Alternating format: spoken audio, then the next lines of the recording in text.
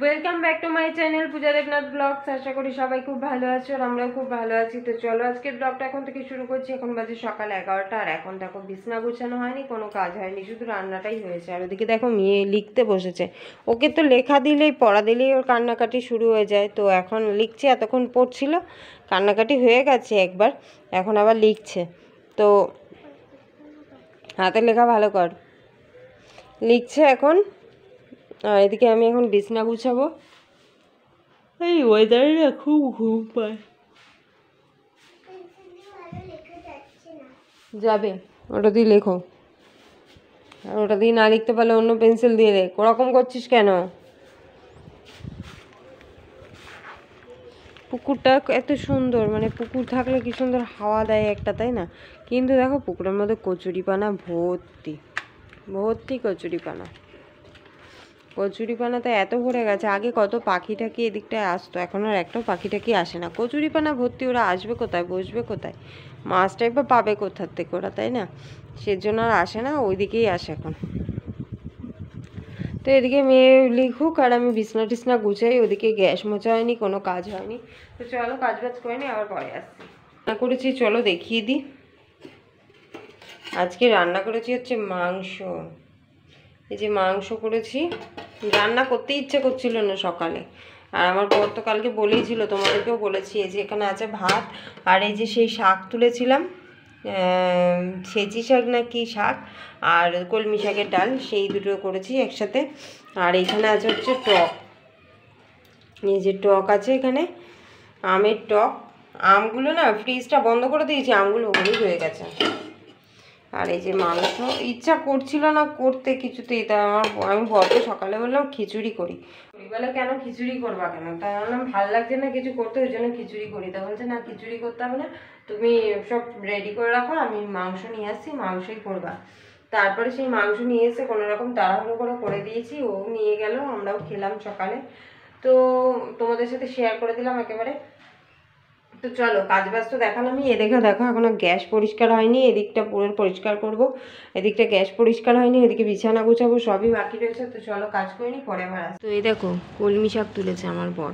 পিছনে যে পুকুরে বলেছিলাম না কলমি শাক হচ্ছে, সেদিনকে তো কতগুলো যে ছেঁচি শাক না কী শাক বলে, সেই শাক তুলেছিলাম। আজকেও আছে এর মধ্যে একটা দুটো সেই শাক। তো আজকেই রান্না করেছি ওই শাক, আমার বর খুব ভালো খায়। তো আজকে আবার তুলেছে, ভালো করে ধুয়ে নিয়েছি আমি কলমি শাক, যেহেতু পুকুরের মধ্যে ছিল, জলের মধ্যে ছিল, ভালো করে ধুয়ে টুয়ে তারপরে রেখে দিয়েছি, রাত্রেবেলা কেটে রাখবো। আর এই যে গাছে একটা পেয়ারা ছিল, সেটাকে পেরেছে, আর সব পেয়ারাগুলো তো টিয়া পাখিতে খেয়ে চলে যাচ্ছে। তো এই একটাই ছিল লাস্ট, সেটাকে পেরেছে। আর ওই যে শাকগুলো তুলেছে, আর জঙ্গল ঢঙ্গল হয়েছিল সেগুলো পরিষ্কার করেছে। আর এই যে আমি কাজ বাজ সব কমপ্লিট, এখন শুধু সন্ধ্যা দেবো। আর মেয়ে ঘুমাচ্ছে, অনেক দেরি করে ঘুমিয়েছে আজকে। ওর বাবা যেহেতু এসেছিলো ওই 4টের সময় ঘুমিয়েছে, 4টে পর্যন্ত ওর বাবা পিছনে ছিল, ও পিছনে ছিল, মানে ও বেরোয়নি, ভিতরেই ছিল, ইট ছুটছিল পুকুরে। আর আমি তো ওর বাবা শাকগুলো তুলে তুলে দিচ্ছিল, মানে পুকুরের মধ্যেই ছিল শাকগুলো, তুলে তুলে দিচ্ছিল। ওগুলোকে আমি আবার পুরো গোটা ধরে নিইনি, মানে পাতা বেছে বেছে নিয়েছি, কেননা ওই গোটা গোটা ডান্ডি দিলে আর সিদ্ধ হবে না, তো সেই কারণে আমি নিইনি। তো এখন আমি পুজো দেবো, আর মেয়ে ঘুমাচ্ছে, মেয়ে উঠলে করতে বসাবো। আবার আমার বরের ইচ্ছা আজকে বিকালে মাংস আছে যেহেতু, সেই জন্য পরোটা খাবে। তো কালকে তো ওই রুটির মতো গোল গোল করে পরোটা করেছিলাম, তো ওইটাও ভালো লাগেনি, আজকে আবার পরোটার মতন করে পরোটা করতে হবে। হ্যাঁ ঠিক আছে, করে দেবো রাত্রেবেলায়। তো চলো পুজো টুজো দিইনি, আবার পরে আসছি। তো এখানে দেখো আমি পরোটা বেলতে বসে গেছি, আর এখানেই আজকে আর উপরে করিনি আমি, এখানেই করছি, কারণ ওখানে খুব গরম লাগে, আর এখানে থাকলে ফ্যানটা চালিয়ে নিই, এখানে অসুবিধা হয় না, তাহলে আমার সুবিধা হয়। তো এখানে একবারে আটাটা মেখে এখানেই বেলে নিচ্ছি, ওখানে গিয়ে ভেজে নেব, তাহলে কী হবে তাড়াতাড়ি হয়েও যাবে, আর ওখানে আটাটাও ভর্তি হয়ে যাবে না। তো ওখানে রুটি বেললে আমাকে আবার পরে ঝাড় দিতে হয়, তো এখানেও রুটিটা বেলছি, দেখো একটা কাপড়ের উপর নিয়ে নিয়েছি, তাহলে যে আটাগুলো পড়বে এর মধ্যেই পড়বে।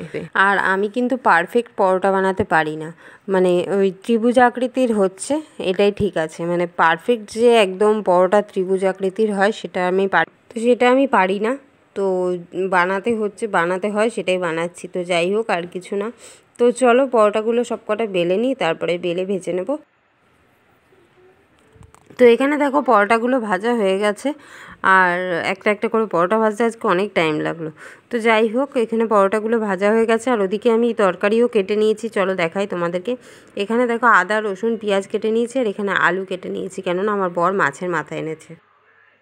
পরোটা হয়ে গেছে, এখন খাওয়া দাওয়া করবো, আর এখন বাজে 11টা। তো চলো আজকের ভিডিওটা এই পর্যন্ত। ভিডিওটা কেমন লাগলো অবশ্যই জানাবে, ভালো লাগলে লাইক কমেন্ট শেয়ার করবে, চ্যানেলটিকে সাবস্ক্রাইব করে দেবে। তো চলো সবাইকে টাটা, গুড নাইট, দেখা হচ্ছে নেক্সট ভিডিওতে।